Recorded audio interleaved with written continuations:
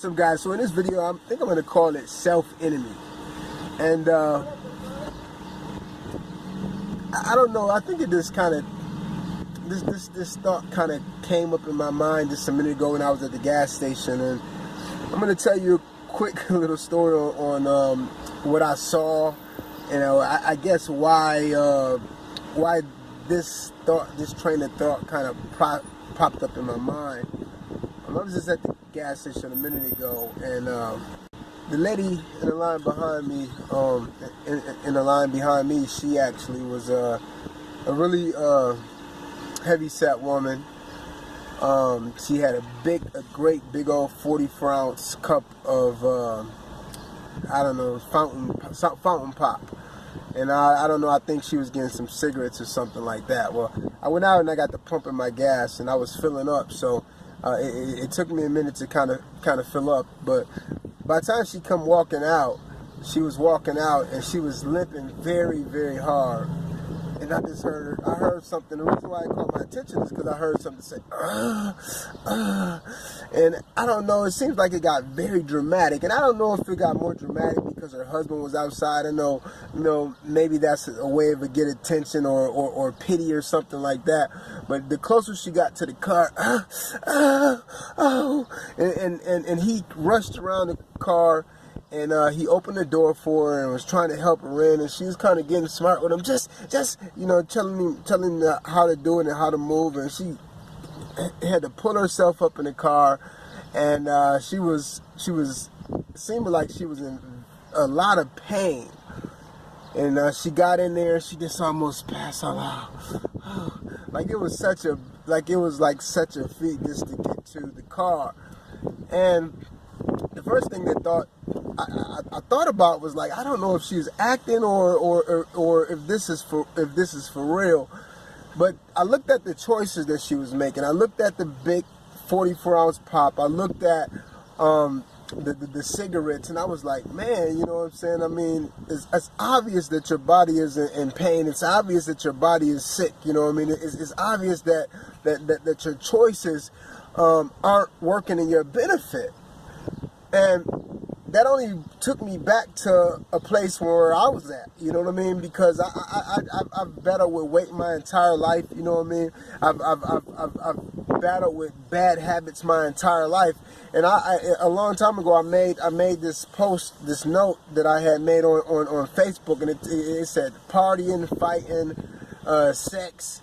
And at the top of the list, it was a food addiction. And I remember I used to, do that, sell drugs, everything, and all of my choices were bad. And at the top was food addiction, So even as I got older and I got to mature and I got to breaking some of those other habits, putting some of those other habits behind me, learning from my mistakes. One of the things the biggest thing, the hardest thing that was to shake was the unhealthy lifestyle, the food addiction. It's something about this pleasure. It's something about the relationship with the pleasure in the flesh, And I know everybody that watches this is not a spiritual person or don't believe in the Bible, but whatever you believe, you have to understand that our principles put in place that it's called sowing and reaping, that if you sow one thing, you reap the other thing. And so if you continue to sow bad things, you're only going to get bad things back. And especially when it comes to your health and your body and stuff like that.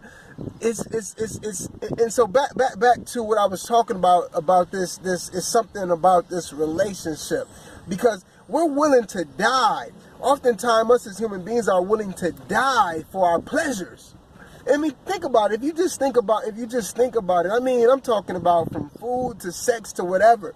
You know what I'm saying? It's people that are so perverse in their mind, they're willing to go to prison for sex. They're willing to go to prison or catch a disease, go to their disease for sex. You know what I'm saying? They're willing to ruin everything in their relationship with their wife or their husband just because they want some sex. You understand? And so our desires, these pleasures that we have, are so strong that oftentimes we're willing to die. We're willing to sacrifice it all just for sex. I mean, you can see that just by turning on the TV or watching the news. You know what I'm saying? Everybody is making all kind of mistakes just because of this need for pleasure, this desire for pleasure.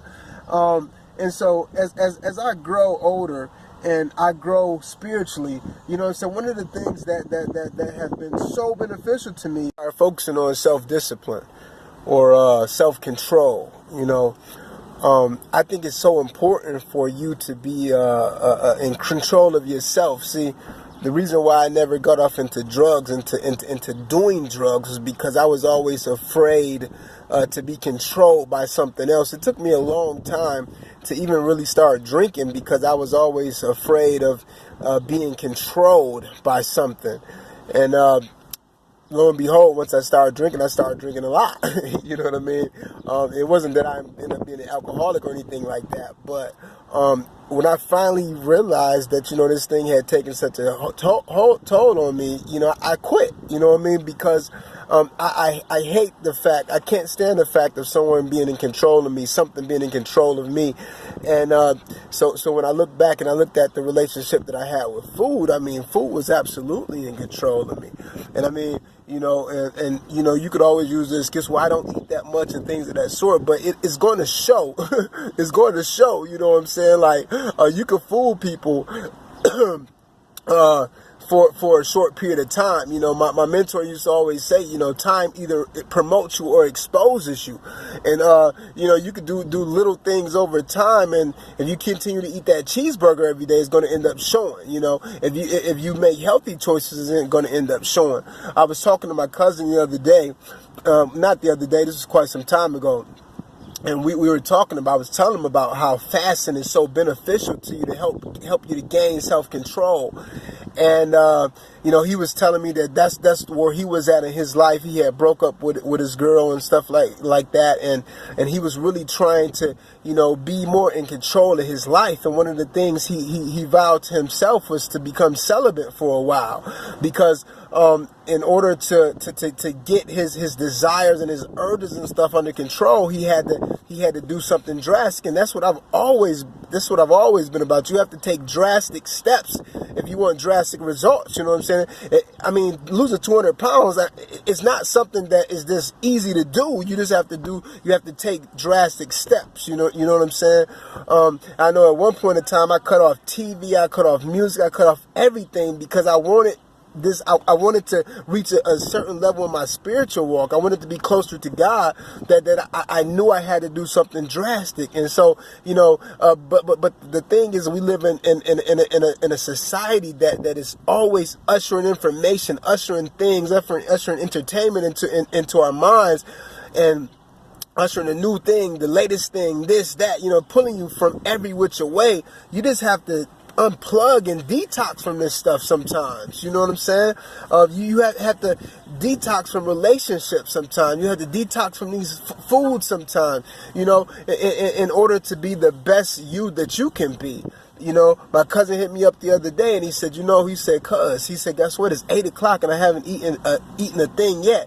He couldn't, when I first told him that, he couldn't even see, he couldn't even fathom not eating all day. You know what I'm saying? Because everybody's always thinking about, well, you know, headaches, I'm going to get headaches, you know, this whole thing with breakfast. Breakfast is the most important meal of the day, you know, and so all of these lies that we've been told, is really hindering us and keeping us sick. It's keeping us to be slaves of this industry, this pharmaceutical industry, all these different things. And so we're literally willing to die for our pleasures.